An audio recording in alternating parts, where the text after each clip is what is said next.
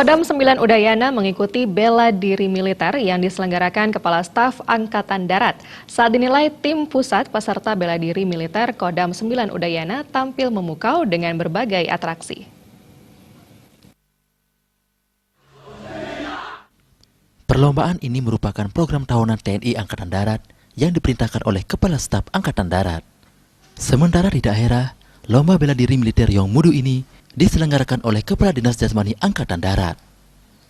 Pangdam 9 Udayana, Majen TNI Komarudin Simanjuntak mengatakan, jika sebelumnya pelaksanaannya di GOR, namun kali ini pihaknya melaksanakannya di Garuda Wisnu Kencana karena bela diri juga merupakan seni dan kreasi dengan memanfaatkan potensi yang ada di daerah dengan menghadirkan potensi-potensi seperti menghadirkan BRIMOB, pelajar, perguruan pencaksilat, dan komunitas tentara di Kodam 9 Udayana.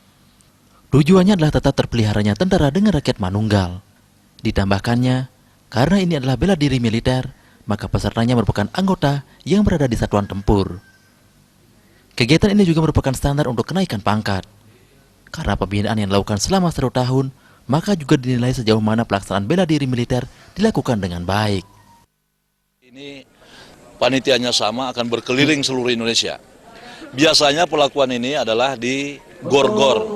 Tapi saya ingin menunjukkan karena bela diri juga merupakan seni dan merupakan rekreasi, maka saya manfaatkan potensi yang ada di daerah dengan menghadirkan potensi-potensi yang ada seperti brigade mobil, pelajar, perguruan pencaksilat, dan komunitas tentara yang ada di Udayana.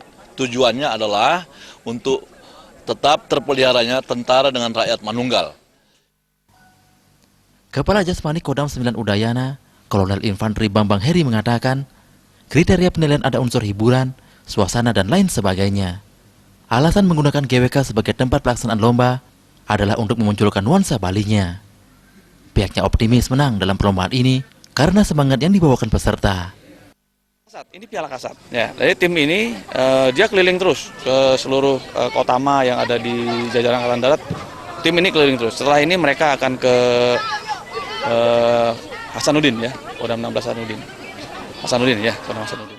Peserta diikuti sebanyak 55 orang yang terdiri dari komandan batalion sampai prajurit 2. Jaya Kesuma, Bali TV.